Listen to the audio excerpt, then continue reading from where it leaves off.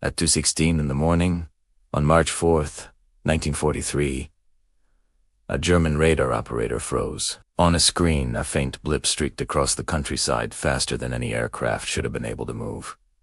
It vanished, then appeared again, doubling buck, slicing through the dark like a phantom. Lieutenant Hans Meyer leaned in, knuckles white, tapping the glass as if he could force clarity into existence. But nothing made sense. For months, whispers had crept through German bases, rumors of a British aircraft that appeared out of nowhere, struck with impossible precision, and vanished before interceptors even warmed their engines. They mocked it, calling it der Geist. Propaganda, they sneered. Excuses. Stories told by embarrassed commanders. But tonight, the ghost had become real. At 2:22 a.m., searchlights clawed violently at the clouds. Flak cannons roared.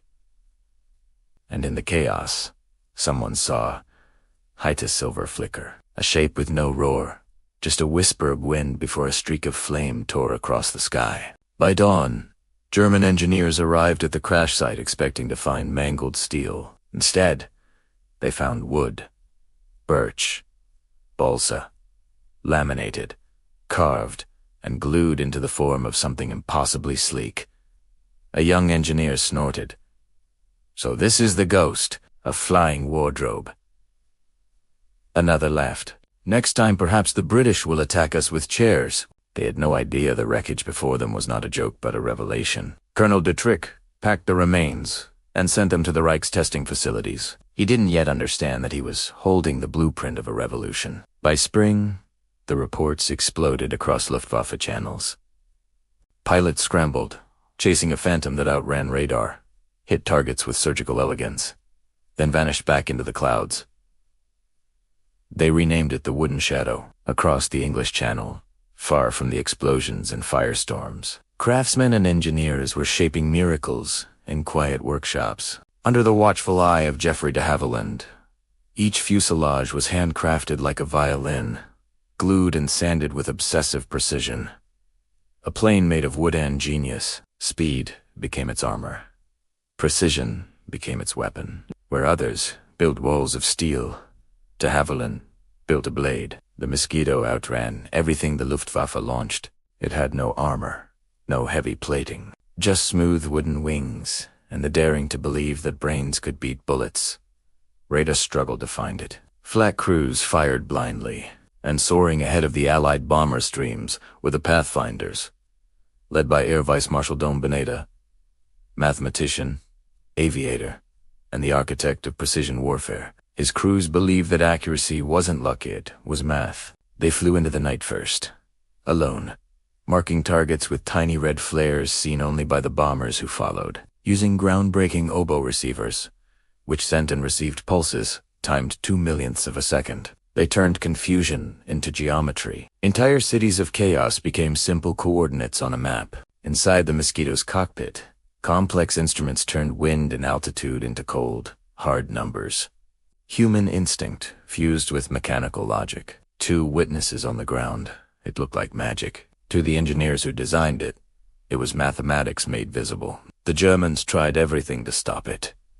Jamming, counter-frequencies. They even managed to capture a Mosquito intact, but they still couldn't understand the magic, because the secret wasn't just a machine. It was timing, coordination, and the brilliant minds behind them. Tests on the captured aircraft left German engineers absolutely stunned. Its wooden shell flexed like living bone-absorbing stress, resisting moisture, bending, but never breaking. The glue was stronger than rivets. Its radar signature was so faint it nearly vanished, and it could carry a bomb payload equal to metal bombers twice its weight. Wood, imagination, and intellect had defeated steel. By 1944, the Mosquito led bombers through terrifying storms of flak into Cologne. In the darkness and pouring rain, a single red flare dropped from 20,500 feet.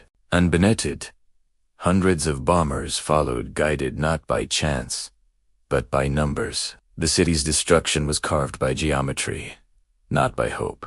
The Germans watched their defenses crumble. Every successful mission whispered the same truth. Precision, not just power, now ruled the skies. But revolution always has a cost.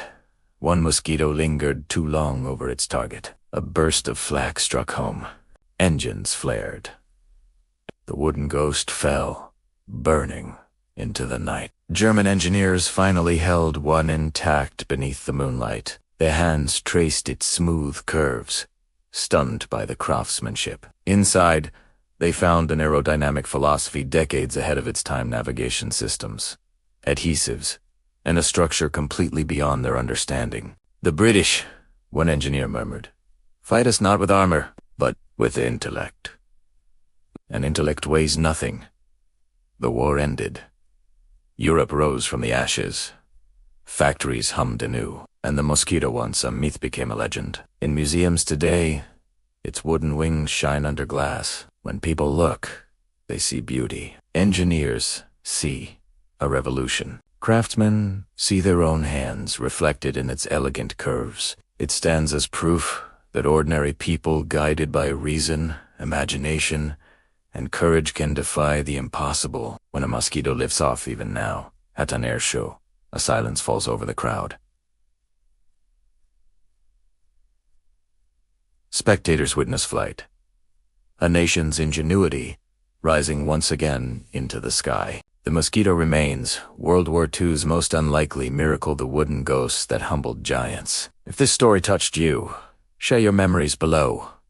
Did your family witness these times? Did someone you know brush against history's invisible edges? Subscribe and help us preserve the forgotten stories, because history is more than just battles. It is vision, imagination, and the courage of those brave enough to think differently. Thanks for watching.